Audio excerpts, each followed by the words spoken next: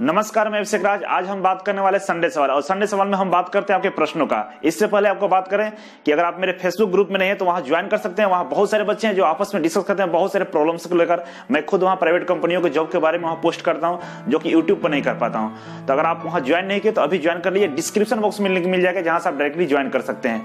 तो चलिए आज शुरू करते हैं आज के प्रश्न। और आपके भी दिल में कोई प्रश्न हो जो हमसे पूछना चाहते हैं तो आप कमेंट बॉक्स में कमेंट कर सकते हैं, जिसका रिप्लाई मैं जितना हो सके जल्दी दूंगा। टॉप 5 क्वेश्चन का मैं वीडियो बनाता हूं हर संडे को। तो चलिए आज के जो क्वेश्चन है उसके बारे में हम बात करते हैं। पहला क्वेश्चन है दीपक कुमार जी का, जिन्होंने पूछा है कि झारखंड में अनुदेशक की बहाली कब होने वाली है। इसके बारे में कोई इंफॉर्मेशन हो तो मुझे बताइए। तो चलिए आपको बता दें कि 2017 में अक्टूबर के आसपास वैकेंसी आई थी अनुदेशक के। झारखंड में जो वैकेंसी आई थी 2017 में कॉन्ट्रैक्ट बेस पर था। बहुत सीटों की संख्या काफी अच्छी थी, लेकिन उस पर केस कर दिया गया था। सीआईटीएस जो संघ है उन्होंने केस किया था कि सीआईटीएस का वेटेज नहीं था उसमें। सीआईटीएस के लिए किसी प्रकार कोई अलग से प्रावधान नहीं था या वेटेज नहीं था।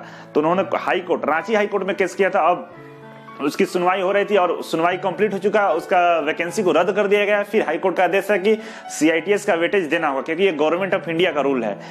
तो हो सकता है कि 2019 में जुलाई तक हो सकता है वैकेंसी आ जाए, और उम्मीद करते हैं कि आ जाएगा। तो आप तैयार रहिए। और सेम जो वहां भी नियम सेम है कि 3 साल आईटीआई का एक्सपीरियंस चाहिए, डिप्लोमा के लिए 2 साल और बीटेक के लिए 1 साल होना चाहिए। नेक्स्ट जो क्वेश्चन है उसके बारे में हम बात करेंगे कि डीजल मैकेनिक से आईटीआई किए हैं। ये पूछे शक्ति साई लकड़ा जी ने। उन्होंने पूछा कि डीजल मैकेनिक से आईटीआई किया हूं और डिप्लोमा करना चाहता हूं, तो क्या डिप्लोमा करना अच्छा रहेगा और डिप्लोमा में कौन सा सब्जेक्ट लूं। तो आपको मैं बता दूं कि देखिए, डीजल मैकेनिक अगर आपने आईटीआई किया तो अच्छा, कोई दिक्कत नहीं है, डिप्लोमा कर सकते हैं, बिल्कुल कीजिए, आगे बेनिफिट रहेगा। अगर आप चाहते हैं कि डीजल मैकेनिक से संबंधित ट्रेड से डिप्लोमा करूं तो आप ऑटोमोबाइल ले सकते हैं। डिप्लोमा में एक ब्रांच होती है ऑटोमोबाइल, ले सकते हैं।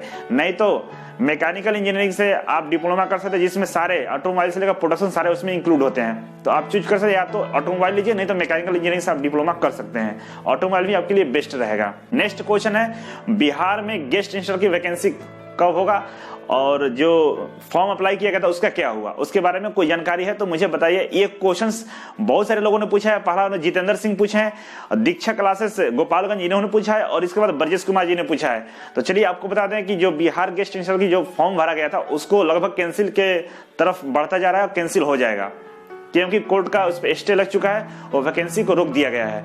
आने वाले उम्मीद करते हैं कि मार्च अप्रैल तक बिहार से एक बहुत बड़ी वैकेंसी की नोटिफिकेशन जारी करेगा बिहार कर्मचारी चयन आयोग के द्वारा। हो सकता है परमानेंट वैकेंसी आ जाए, और उम्मीद है कि परमानेंट वैकेंसी है उसको कैंसिल कर दिया जाएगा। मेरे जहां तक अनुमान है और जहां तक सूचना है तो उसको स्टे लग गया, जो गेस्ट इंस्ट्रक्टर का वैकेंसी था वो अब नहीं। क्वेश्चन है चौथे नंबर पे कि मार्कशीट में नाम गलत हो गया, पापा का नाम गलत है, फादर्स नेम गलत है, उसको सुधरवाना है तो कैसे सुधारे, इन्होंने पूछा है प्रकाश जी ने। और ये जो मार्कशीट की बात करें ये स्कूल लेवल का है, मतलब स्कूल में इनके कोई प्रॉब्लम हो सकता है। क्वेश्चंस के अनुसार इनको स्कूल मेंशन किया गया तो स्कूल हो सकता है। तो स्कूल में गलत है तो आपको स्कूल में नहीं जाना है, डायरेक्टली जो आपका बोर्ड है, जैसे यूपी बोर्ड है तो यूपी बोर्ड का जो मुख्यालय वहां जा सकते हैं। नहीं तो अगर बिहार बोर्ड से हैं तो बिहार बोर्ड का जो मुख्यालय वहां जाइए, वहां पर आप एप्लीकेशन दीजिए, आपको दूसरा नया मार्कशीट मिल जाएगा। डायरेक्टली आप वहां बोर्ड में संपर्क कर सकते हैं। नेक्स्ट क्वेश्चन है 5वें नंबर पे कि कंपनी में परमानेंट जॉब लेने के लिए क्या करना पड़ता है। प्राइवेट कंपनी में अगर परमानेंट जॉब चाहिए तो क्या करना होगा। तो चलिए आपको बता दें कि कंपनी में परमानेंट जॉब के लिए बहुत ही मुश्किल प्रोसेस है, क्योंकि कंपनी चाहती नहीं है किसी को परमानेंट रखना।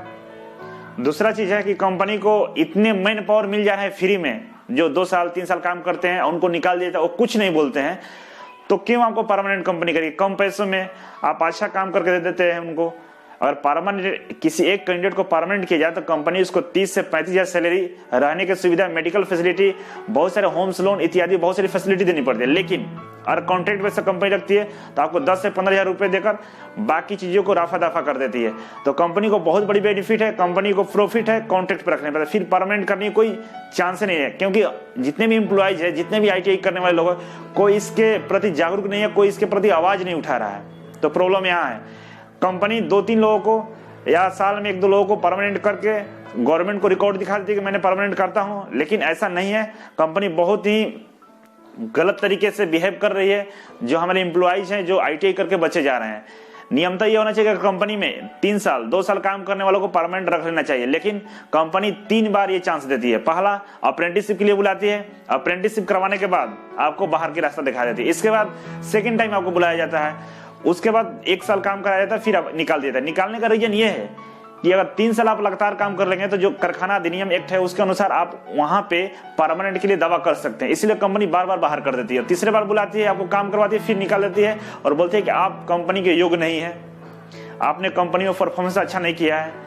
तो ये एक बहाना है और ये बहाना कंपनी बार बार बना रही है। इसके लिए आपको आवाज उठाना पड़ेगा, जितने भी ITI लोग हैं उनको आवाज उठाना पड़ेगा, एक FIR करना पड़ेगा, कोर्ट में जाना पड़ेगा आप लोगों को, तभी इसमें संशोधन हो सकता है। मिनिमम जो वेतन की बात करें तो मिनिमम 15,000 रुपये मिलना चाहिए 8 घंटे का, लेकिन ये सिनेरियो बहुत ही गड़बड़ है और ऐसा कहीं नहीं हो रहा है। 12 घंटे काम कराने के बाद कंपनी फिर भी 15,000 रुपये नहीं देती है, तो काफी मुश्किल स्थिति है। और हमारा देश इस सब मामले में एक रवैया जो है गवर्नमेंट का कह सकते हैं या कंपनी का कहिए, दोनों का रवैया अच्छा नहीं है।